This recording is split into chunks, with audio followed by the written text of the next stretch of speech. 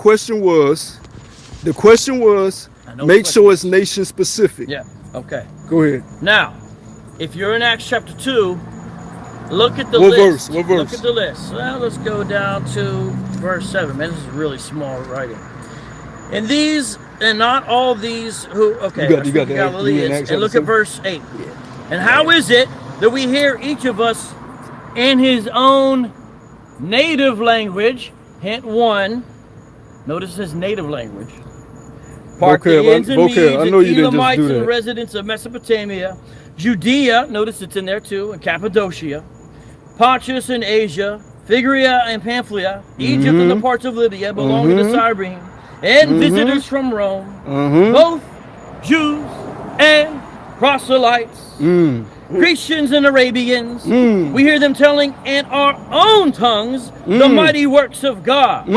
Now, notice. Stop right there. Notice it says Jews and Stop proselytes. right there. Hold on, that hold on, chi is hold a on. Greek construction. Hold on. So it's telling you Jews and Okay, I proselytes. get what A you're saying with that. proselyte doesn't even say I Gentile. get what you're saying with that. So they're from all places, and it says Hey, native John. language. John, okay, So cool. that's step You one. want- If you you cool want to with go vocab Old with John, I'm not vocab. done yet. If you want to go step 2, we go to the Old Testament in Genesis, which says it was at that time men began to call on the name of the Yeah, Lord, yeah, and that yeah. is prior to Abraham. Yeah. So it's prior to Abraham. Now, what verse did you start at? Acts chapter 2, verse 8. This guy's an idiot, man. Hey, I want to say shalom. I want to give all praises and glory and honor that's due to Yahweh, Ba'ashem Yahweh Shai, Ba'ashem Rakakwadash. Double honors to the apostles and elders of Great Millstone. Blessings and salutations to the hopeful elect. It was in the gospel brought, living up the standard of Yahweh, Ba'ashem Yahweh Shai, wherever it may be. This is a lesson through the Spirit. We're going to go through Acts, the 2nd chapter, and get some understanding on this because this has been a repeated topic that we've been going back and forth with this guy, Vocab, which we call him Haman Malone. If you know about Haman and Agagite, which was the land of Amalek, or the chief house of Amalek, which was indeed an Edomite, he had a particular disdain for the Israelites and more than particular, a completely hatred for Mordecai, the Jew, which was a Benjamite, because he bowed not down to the king's orders. Okay, now if you look at this guy, Vocab, he's coming in the same spirit, the same mind, okay, of his predecessor, which we believe through the Spirit may be him. Okay, now you can't say, well, do you have any evidence to substantiate that? Well, no, it's just a spiritual thing, you know. But regardless, everybody is playing their role because we're in a time that everything is being brought back into full circle, so to speak. All right, but he basically tried to trap the brothers up in Acts, the 2nd chapter. But see, this is how much of a demon this guy is, because if he was really trying to prove a point, he would start at verse 1. And then he accuses us of playing Hebrew hopscotch. But if that's the case, why didn't you start at verses 1? Why did you go down to verse 7 and try to squeeze that in there, which you don't even have understanding on those verses, man?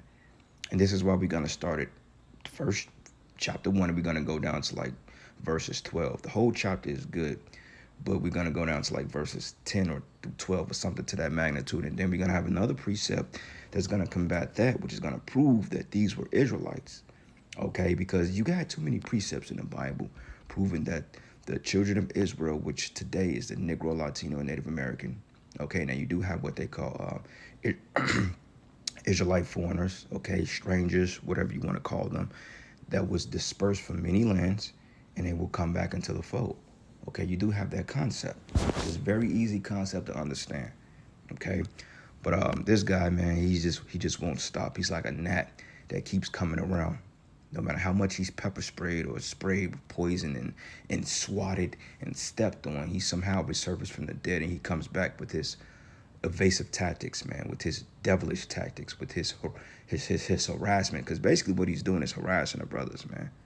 Okay, he's constantly harassing us because he can't get with the fact that salvation is only for Israel.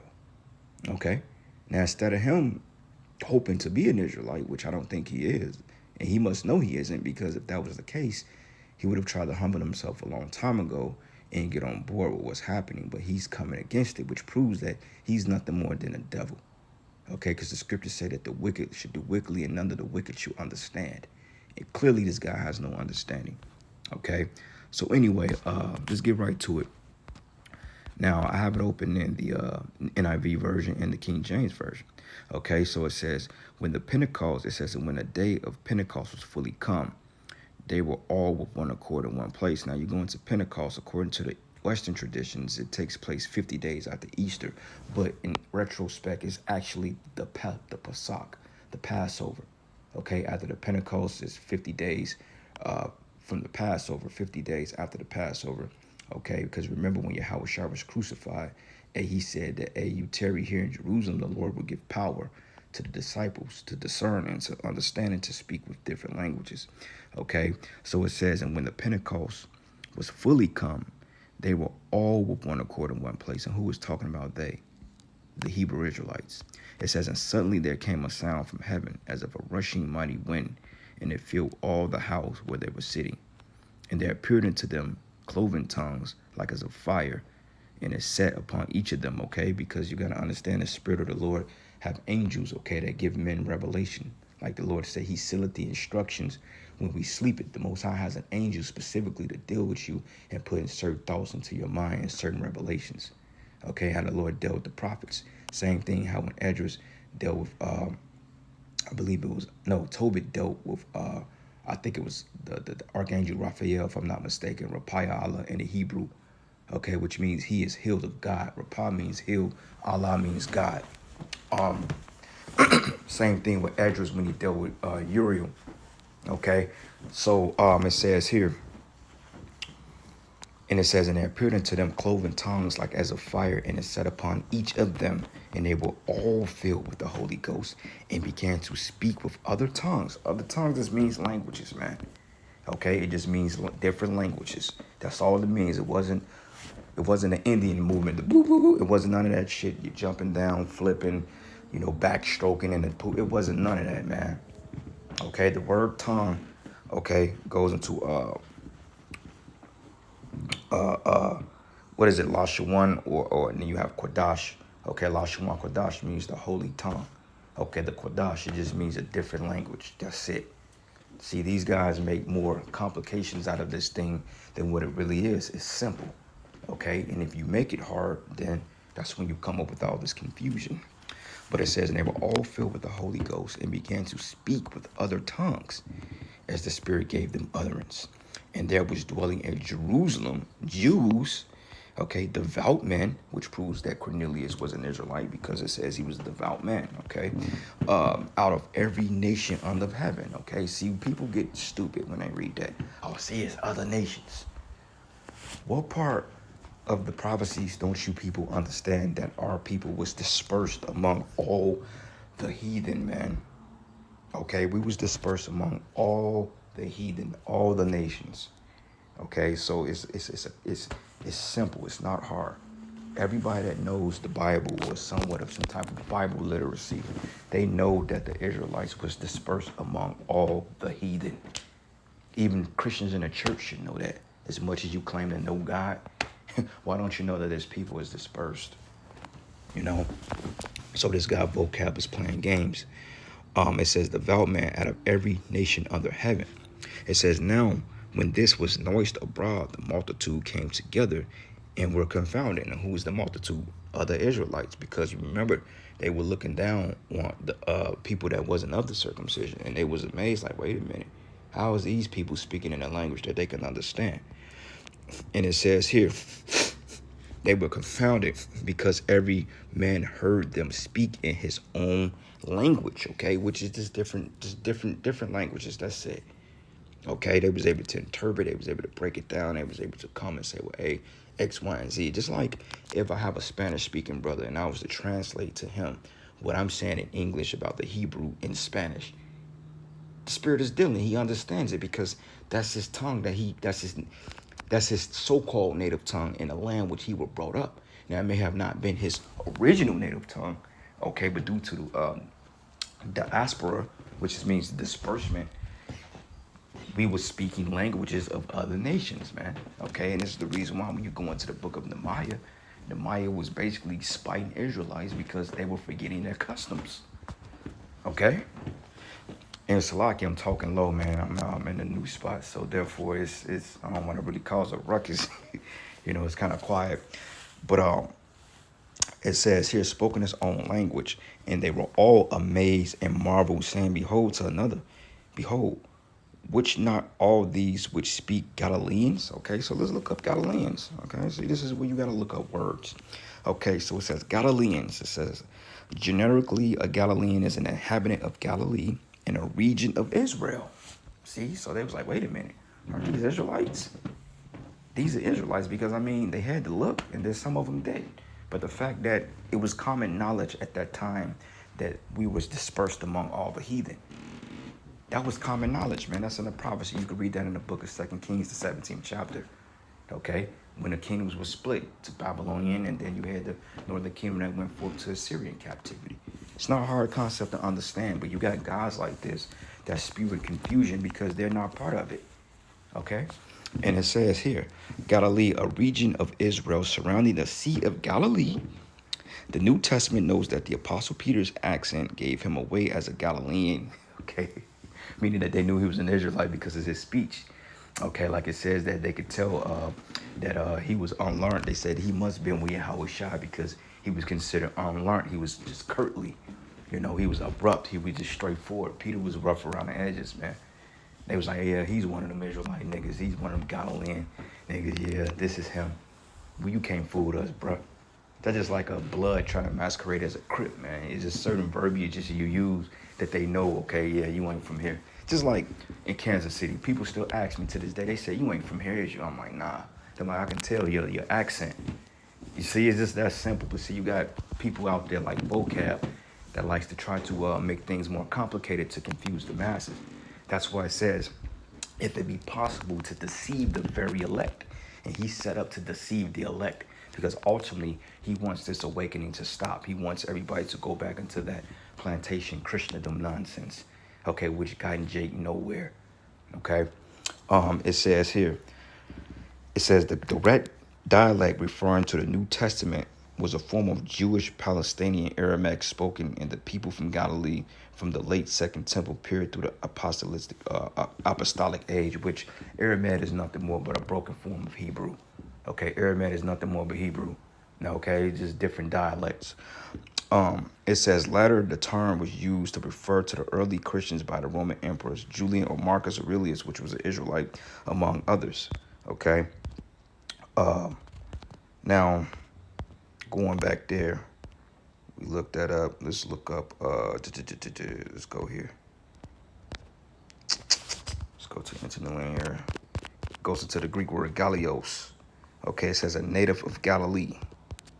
Okay, now when you look it up here, look up, and we're proving that these are the Israelites. Okay, it says Galilee is located in northern Israel. See, these were Israelites, bro. Simple. In southern Lebanon. Galilee traditionally refers to the mountainous parts divided. Upper Galilee and Lower Galilee refers to all the area which is north of Mount Carmel, which we know very well about that. Mount Gilboa ridge of south of the east-west section of the Litani River. Okay, it says the country, Israel. Okay, located now as part of Israel. So those were Israelites, man. Only thing you got to do is just look up certain words. It gives it away. And it says, and how we hear every man in our own tongue, wherein we were born. Okay, because remember, man, the Holy Spirit came to these men and they was able to understand the different languages because they wasn't able to speak the Hebrew because they wasn't from the land. Okay, just like prime example, I gave the example of speaking to a Spanish-speaking brother. He may not understand English or he may not understand pure Hebrew. So the Lord allowed us to interpret based on the languages which they were getting the understanding from, man. It's just that simple, bro. It's not hard. Okay, now if I was speaking to an Israelite brother that knew pure Hebrew, I can speak to him in our native tongue because he understands the language. Okay, show you that the Spirit of the Most High is cold-blooded because even in the Apocrypha, it tells you things that's uttered outside of Hebrew loses power, but nonetheless, they can be understood in certain instances. Like right now, we have the King James Bible, which is translated from the Greek, the Hebrew, and the Latin. But we have it in English now, but it's still accurate, okay, for the most part. You see what I'm saying? But hey, nonetheless, it still bridges the gap from here to the Hebrew. All right. Now it says here, how we hear every man in our own tongue where we were born. It says the Parthians and the Medes and the Elamites and the dwellers of Mesopotamia and in Judea and Cappadocia. See, he got stupid because when he's reading about Elamites, Medes, Parthians, he's thinking that these are actual people of that land. No, these were Hebrew Israelites that were scattered abroad in that land, man. And it's going to break it down. It says Mesopotamia and Judea and Cappadocia and Pontus and Asia.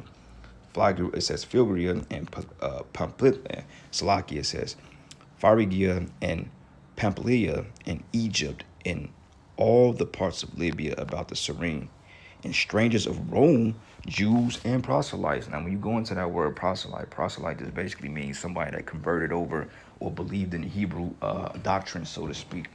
Okay, because proselytes basically Cornelius, when he woke up to know that he was an Israelite, he was basically brought into the fold. Why? Because he's an Israelite.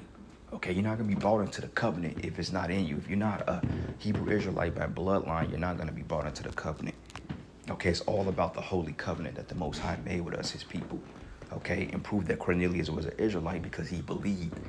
The Most High is not going to expound or extend his olive branch to a bunch of heathens that was never given the covenant. It don't work that way. Because if it worked that way, he just would have did away with all Israel, because we all sinned and fell short of the Most High.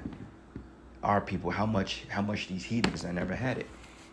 Okay, it says, strangers of Rome, Jews and proselytes, Cretes and Arabians, we do hear them speak in our own tongues and the wonderful works of the Most High. It says, and they were all amazed and were saying in doubt to one another, what meaneth this? And other mockings, these men are full of new wine, meaning that they were full of folly, meaning they were full of new doctrine, new folly, wickedness, because they mocked them. Same thing that you're doing now. Same thing that those Old Testament guys are doing. They're mocking the fact that Israelites are going to look like other nations. Okay, that multitude. That's why a lot of you are going to be destroyed, because we look down on the other nation, on the other Israelites, man, that come from different nations, man. Okay, the Lord raised up a so-called white-looking man to come into our camp, and he's fully on fire for this thing, and we read his spirit, we know that this is him, then hey, that man gets extended an invitation. Why? Because he's an Israelite. No matter what he looks like, because we understood the human phenotype of being dispersed. We understand that. Okay, which is very simple. It says, but Peter standing up with the 11 lifted up his voice and said unto them, ye men of Judea, and all ye that dwell at Jerusalem, be this known unto you, and hearken unto my words. For these are not drunken as ye suppose. He was cutting their, cursing them out, seeing it is but the third hour of the day. But this is spoken, which was spoken by the prophet Joel. And he quoted the Old Testament, which Joel was an Israelite. It says, and it shall come to pass in the last days, says the Most High, I will pour out my spirit upon all flesh, and your sons and your daughters of prophecy, and your young men shall see visions, and your old men shall see dreams. And if you go down, it says, hear ye this, ye men of Israel, hear this word. Okay, so going back into the NIV version, we can start here. It says, now they were staying in Jerusalem, God-fearing Jews from every nation under heaven. And when they heard this sound, a crowd came together in bewilderment, okay, because each one heard their own language being spoken. Okay, and it says, and utterly amazed, they asked, aren't all these who are speaking Galileans? So they asked them, like, aren't these Israelites? It says, that how is it that each of us hear them in our native language? And they go into all the other languages, man, all the other nations, okay, which proved they were Israelites. Okay, matter of fact, let's look up the word proselyte real quick, because this is where he got stupid too. All right, so go to the word proselyte. Jews and proselytes, which goes to proselytos, which means a newcomer, a stranger, alien, proselyte, one who has come over from Gentile religion to Judaism, right? Being Israelites coming over from a Gentile state of mind. That's why it says a newcomer, a stranger, because Israelites was considered strangers too. Alien, Ephesians 2, it says you were alienated from the commonwealth of Israel. Okay, so that guy vocab, man, he's totally going off. And the spirit of the Lord is not with him, because he's not an Israelite. Okay, and yeah, we gonna boast about our faith, because hey, that's what we're supposed to do. All right, you devils boasted about putting us down. You boasted about your society, your great America, your Confederate statues and everything, but we don't have the right to boast in our heritage. You crazy. Okay, it says the biblical term proselyte is an angelicization of Keon, Greek term. It says used in a Septuagint for stranger. Okay, which Septuagint just means the 70. It says a newcomer to Israel, a sojourner in the land, and in the Greek New Testament for a first century convert to Judaism, which Judaism is off. Okay, we didn't have no damn Judaism back then. At least we wasn't practicing that. Okay, but see, they try to confuse you and say Judaism is basically the ancient religion of the Bible. That is not true, okay? Judaism comes from pretty much a Talmudic worship, okay? The Talmud, which in that case, they believe when circumcising little boys, biting off the foreskin with their mouths, man. Okay, and the Jewish rabbis bite on their rods and give them, you know, herpes and all that other stuff. That come from the Talmud. That's not what this is about. Okay, but nonetheless, it says convert to Judaism. Okay, so vocab, you can found it once again. Hey, there's nuller than a coffin here. Isaiah 11:11, and this is going to seal the deal. This is the book of Isaiah 11:11. It says here, in that day there should be a root of Jesse, which shall stand for an ensign of the people, and to each other Gentiles seek, and his rest should be glorious. And this is talking about giving the kingdom to Israel, man. Okay, and it says, and it shall come to pass in that day that the Lord shall set his hand again the second time to recover the remnant of his people. Okay, so this is talking about today, now. Okay, the coming time we entering into. It says the second time. Okay, and it says here, because remember the first time when Paul went to the Israelites in Cyrene and Galilee and Mesopotamia, Asia Minor, okay, the Corinthians, Church of Corinth, and Paul went on these voyages, man, to gather the Israelites, the dispersed of Judah. Hey, that was the first time. Now, the second time is when Yahushua comes back and gather the elect, okay? But it's going to be prior to the works that the men of the Lord are doing on the highways and the byways, putting out these shows, reaching all these Israelites in different nations, man. Okay, they're going to come back into the understanding of this gospel, and then Yahushua is going to come and redeem his elect from the four winds. You see, and it says, and it shall come to pass in that day that the Lord shall set his hand again the second time to recover the remnant of his people, which should be left from Assyria and Egypt. And we're reading about this in Acts, okay, which should be left from Assyria and from Egypt and from Pathros and from Cush and from Elam, and from Shinar and from Hamath and from the islands of the sea. And he shall set up an ensign for the nations and shall assemble the outcasts of Israel. Okay, that's what this is going into, and gather together the dispersed of Judah from the four corners of the earth, man. So, hey, bro, you can't get away with that. So anyway, I'm gonna end it there, giving all praises and glory and honor that's due to Yahweh, Ba'ashim Yahushai, Ba'ashim Kakwadash, and with that, Shalom and a Baba Ball.